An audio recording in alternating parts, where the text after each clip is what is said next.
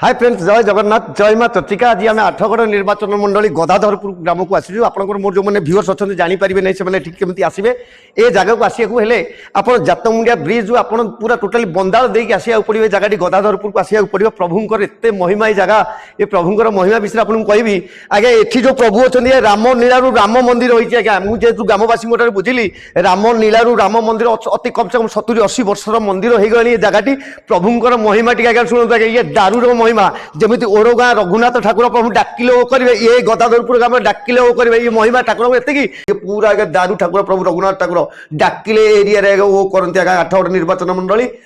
मंदिर टी अच्छी गदाधरपुर में आपण आसवे मंदिर दर्शन करके जी दारूर प्रभु जेहेतु प्रभुंर आशीर्वाद नहीं कि केवे आपंकर किसी असुविधा हेब ना आज्ञा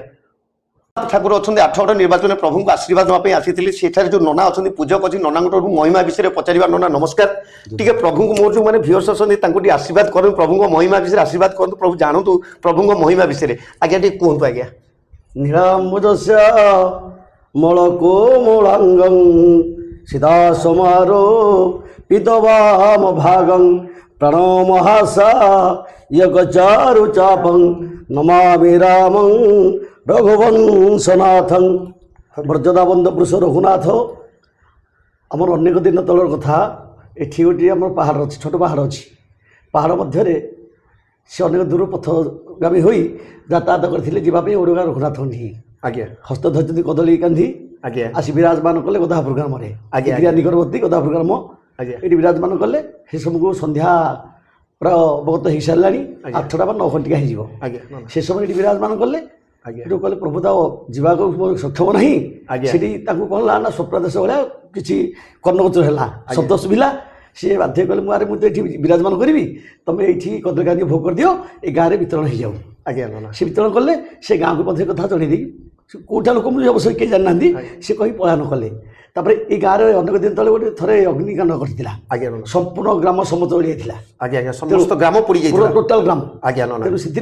से माँ कलापटा विभाग कहीं गच पड़े आज्ञा आज्ञा आज्ञा तापर सी कलापटा माँ थी कलापटा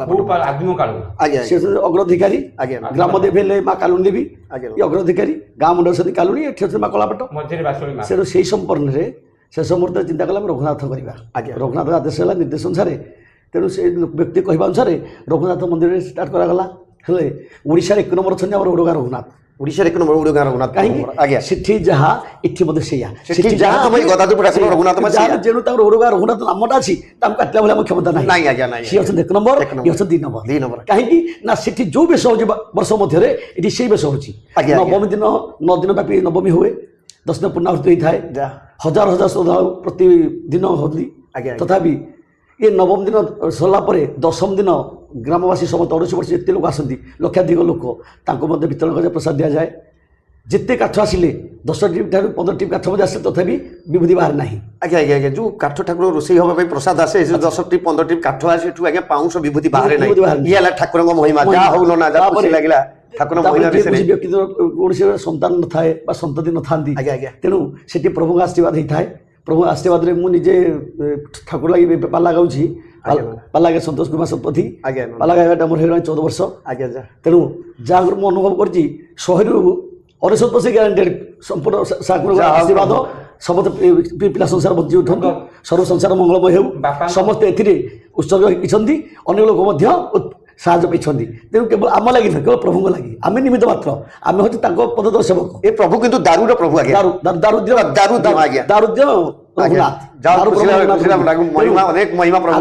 बुढ़ापा जन पूजा करते गोकुलानंद शतपथी बुढ़ापा देह खराब से चलीगले बापा करते अलेख शतपथी पीढ़ी अनुसार पीढ़ी बापा कहले अन्न कौन काम नहीं मुझे अच्छी साहय करदेवी किसी कथा नहीं तार बापा मत मुझे ठाकुर काम कर बापा चली जाता 8 वर्ष चली जापर तो मुझे अनुभव से जिन जहाँ मुझे अनुभव करता जो कहार आशीर्वाद थाए भगवान आशीर्वाद मो मुंड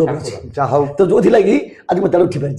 ଯାହା ହଉ ଖୁସି ଲାଗିଲା ନନାଙ୍କର ଏଇ ପ୍ରଭୁଙ୍କ ମହିମା ବିଷୟରେ କିଛି କିଛି ଜାଣିଲି। ଆପଣମାନେ ଆସନ୍ତୁ ପ୍ରଭୁଙ୍କର ଦର୍ଶନ କରିକି ଯିବେ। ଡାକିଲେ ପ୍ରଭୁ ରଘୁନାଥ ଓ କରନ୍ତି, ଏଠି ବି ଆଜ୍ଞା ଓ କରୁଛନ୍ତି ଗଦାଧର। ଆପଣମାନେ ପ୍ରଭୁଙ୍କର ଆଶୀର୍ବାଦ ନିଅନ୍ତୁ। ଗୋଟିଏ କଥା ସବୁବେଳେ କହିଛି, ବିନା ପ୍ରଭୁଙ୍କ ଆଶୀର୍ବାଦ ନହେଲେ ସଂସାର ଚାଲିବନି। ଆଉ ଗୋଟିଏ କଥା କହୁଛି ଠାକୁରଙ୍କ ମହିମା ବିଷୟରେ। ଏଠି ବର୍ଷକୁ ଥରେଟିଏ ଠାକୁରଙ୍କର ବାର୍ଷିକ ଉତ୍ସବ ହୁଏ। ସେ ବାର୍ଷିକ ଉତ୍ସବରେ ଲକ୍ଷାଧିକ ଲୋକ ଆସନ୍ତି ଏଠି ପ୍ରଭୁଙ୍କର ଆଶୀର୍ବାଦ ନେବା ପାଇଁ ଆସନ୍ତି। କାରଣ ଯେହେତୁ ଠାକୁରଙ୍କର ମହିମା ଅନେକ ଏ ଏରିଆ ଲୋକ ଜାଣନ୍ତି, ସେଇଥିପାଇଁ ଲୋକ ଆସନ୍ତି ଆଶୀର୍ବାଦ ନେବା ପାଇଁ। ଏ ଠାକୁରଙ୍କର ମହିମା ଏଠି ଏତେ ଲୋକ ହୁଅନ୍ତି, ଲକ୍ଷ ଲକ୍ଷ ଲୋକ। ଠାକୁରଙ୍କର ପ୍ରସାଦ ତିଆରି ହୁଏ, ପାଖାପାଖି 10 ରୁ 8 ଟ୍ରିପ୍ ଖଣ୍ଡେ କାଠ ଏଠିକି ଆସେ। ଯେତେ କାଠ ଆସେ ରୋଷେଇ ହୁଏ, କାଠରୁ ଆଜ୍ଞା ପାଉଁଶ ବାଳନ୍ତି। ଏଇ ହେଉଛି ଠାକୁରଙ୍କର ଆଜ୍ଞା ମହିମା। ଆପଣ ଯାହାକୁ ପଚାରିବେ ସମସ୍ତେ କହିବେ ଠାକୁରଙ୍କର ଏଠି ପାଉଁଶ ମିଳେନି। ସେଇଥିପାଇଁ ଠାକୁରଙ୍କର ଆଶୀର୍ବାଦ ନେବା ପାଇଁ ମୁଁ ଆସିଛି। ଆପଣମାନଙ୍କଠୁ ଠାକୁରଙ୍କର ଆଶୀର୍ବାଦ ଭିକ୍ଷା କରିବା ପାଇଁ ଆସିଛି। ଆପଣମାନେ ଆସନ୍ତୁ, ଆଶୀର୍ବାଦ ନେଇକି ଯିବେ।